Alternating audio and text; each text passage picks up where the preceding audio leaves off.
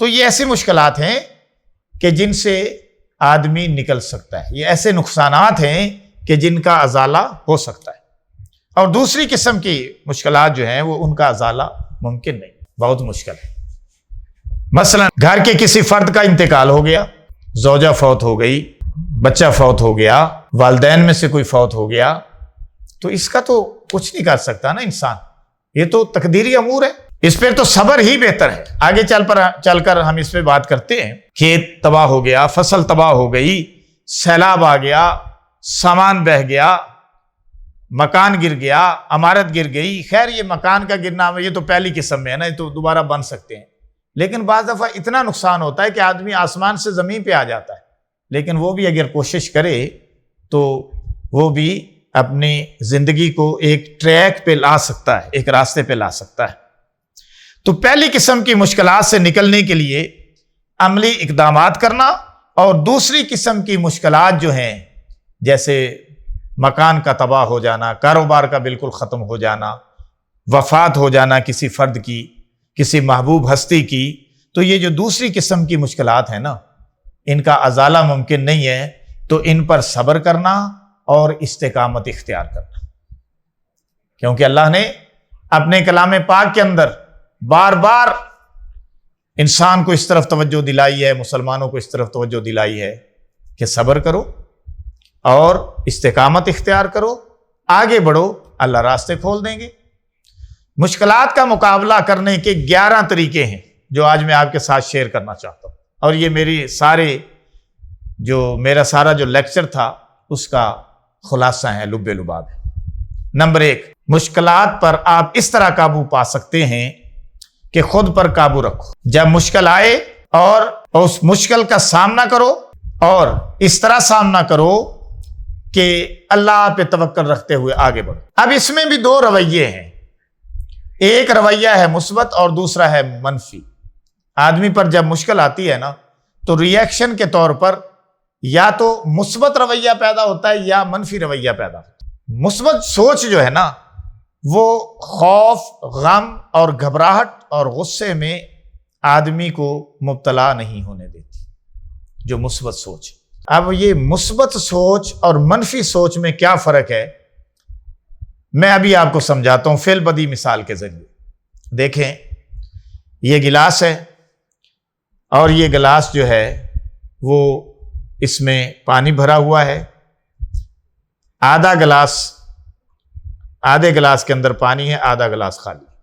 اب مثبت سوچ والا آدمی جب اس کے سامنے پیش کیا جائے گا تو وہ کہے گا یہ آدھا گلاس پانی سے بھرا ہوا ہے، اور جو منفی سوچ والا آدمی ہے وہ کہے گا آدھا گلاس خالی۔ یہ ہے مثبت اور منفی کا فرق۔ مثبت سوچ والا کہے گا آدھا گلاس بھرا ہوا ہے، منفی کی طرف نہیں جائے گا، اور جو منفی سوچ والا وہ کہے گا آدھا گلاس خالی۔ تو یہ منفی اور مثبت سوچ کا فرق ہے، لہٰذا ہمیں اپنے اندر مثبت سوچ پیدا کرنی ہے، منفی سوچ نہیں۔ منفی سوچ جو ہے وہ خوف ہے، وہ گھبراہٹ ہے، وہ غصہ ہے، وہ ٹینشن ہے، انگزائٹی ہے، اور مثبت سوچ ہمیں ہمت اور حوصلہ اور برداشت اور مسئلے کے حل کے لیے راہ دکھاتی۔ آپ اس کو سوچئے، ہاں جی، کیونکہ انسان کو مشکلات میں گھبرانا نہیں چاہیے بلکہ مشکلات پر قابو پانا چاہیے، اور جب انسان مشکلات پر قابو پانے کی کوشش کرتا ہے نا تو اللہ تعالیٰ کی مدد اس کے ساتھ شامل حال ہو۔ نمبر 2، مشکلات پر قابو پانے کا دوسرا نسخہ یہ ہے کہ اللہ کو یاد کریں، کیونکہ اللہ کا قرآن مجید کے اندر فرمان ہے کہ بے شک دلوں کا چین اور اطمینان اللہ کے ذکر میں، الا بذکر اللہ تطمئن القلوب، بے شک اللہ کے ذکر میں دلوں کا اطمینان۔ آدمی باہر نکل جائے، لانگ ڈرائیو پہ چلا جائے، ہوٹلوں میں جا کے بیٹھ جائے، اس سے وہ کوئی فرق پڑنے والا نہیں ہے۔ فرق پڑے گا تو اللہ کے ذکر سے۔ اللہ کا ذکر کیجئے، دعائیں کیجئے، اگر آپ نماز نہیں پڑھ رہے تو نماز ادا کیجئے، کلام پاک کی تلاوت کیجئے، انشاءاللہ العزیز آپ مشکلات سے نکلنا شروع ہو جائیں گے۔ ذہن بنا لیجئے کہ میں نے مشکلات سے نکلنا ہے اور اللہ کی مدد کے ساتھ نکلنا ہے، اور یہ بھی ذہن بنائیے نمبر 3 پہ کہ انسان کو کچھ نہ کچھ مشکلات آتی ہیں۔ اس دنیا میں کوئی انسان ایسا نہیں ہے جس کو مشکلات نہ آتی ہیں۔ دولت مند کو بھی آتی ہیں، غریب کو بھی آتی ہیں، تندرست کو بھی آتی ہیں اور بیمار کو بھی آتی ہیں، پہلوانوں کو بھی آتی ہیں، کمزوروں کو بھی آتی ہیں۔ مشکلات تو سب کو آتی ہیں، کیونکہ اللہ تعالیٰ نے قرآن میں یہ فیصلہ کر دیا ہے، ان الانسان لفی کبد، بے شک انسان مشکل میں ہے اور مشکلات میں گھرا ہوا ہے، تو مشکل تو آئے گی۔ اللہ نے قرآن میں دوسری جگہ فرمایا وَلَنَبْلُوَنَّكُمْ بِشَيْءٍ مِّنَ الْخَوْفِ وَالْجُوعِ وَنَقْصٍ مِّنَ الْأَمْوَالِ وَالْأَنفُسِ وَالثَّمَرَاتِ وَبَشِّرِ الصَّابِرِينَ، کہ ہم تمہیں آزمائیں گے چیزوں کے ساتھ، مختلف اشیاء کی کمی بیشی کے ساتھ، خوف کے ساتھ، بھوک کے ساتھ، مالوں کے اندر نقصان کے ساتھ اور جانوں میں نقصان کے ساتھ، والثمرات اور پھلوں میں نقصان کے ساتھ۔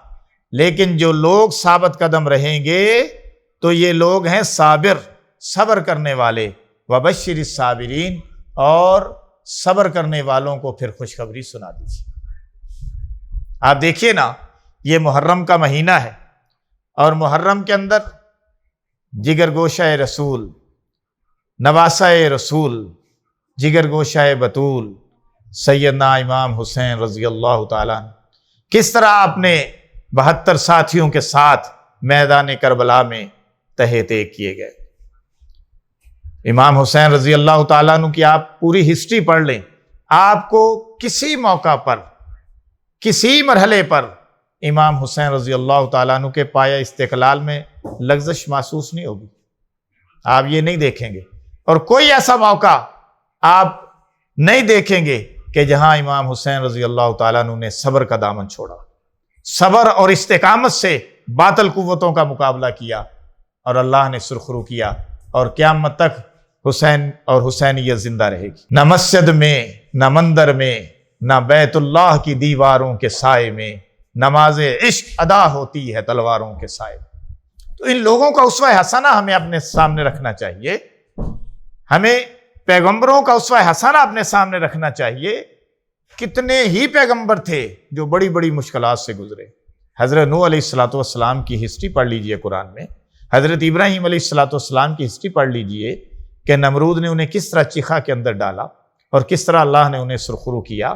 حضرت ایوب علیہ السلام کی ہسٹری پڑھ لیجئے کہ ایک طویل بیماری کے اندر مبتلا رہے، لیکن صبر کا دامن ہاتھ سے نہیں چھوڑا اور کبھی مایوسی اختیار نہیں کی۔ حضرت یعقوب علیہ السلام کی ہسٹری پڑھ لیجئے کہ اپنے بیٹے سے 40 سال تک جدا رکھے گئے، لیکن صبر کا دامن نہیں چھوڑا اور مایوسی اختیار نہیں کی۔ آپ ہسٹری تو پڑھیے، اپنے پیغمبر امام الانبیاء محمد رسول اللہ صلی اللہ علیہ وسلم کی ہسٹری پڑھ لیجئے کہ 13 سال مکے کے اندر آپ کی جو محنت ہے وہ اس قدر ہے کہ آپ کو اپنوں نے ستایا۔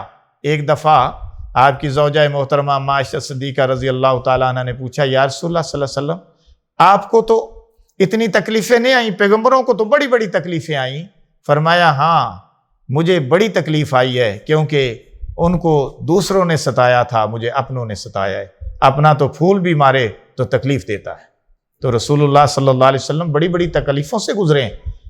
آپ جب بستی طائف میں گئے تھے، ان لوگوں نے 3 میل تک آپ کو پتھر مارے تھے، آپ کا سارا جسد اطہر، جس میں اطہر لہو لہان ہو گیا تھا، لیکن آپ نے ان لوگوں کے لیے بد دعا نہیں کی تھی، کیونکہ امید تھی کہ ان کی نسلیں ایمان لے آئیں گی، اور انہی کی نسل سے پھر محمد بن قاسم پیدا ہوئے، انہی سرداروں کی نسل سے، اور انہی کی وجہ سے آج ہم مسلمان ہیں، محمد بن قاسم کی وجہ سے رحمت اللہ علیہ۔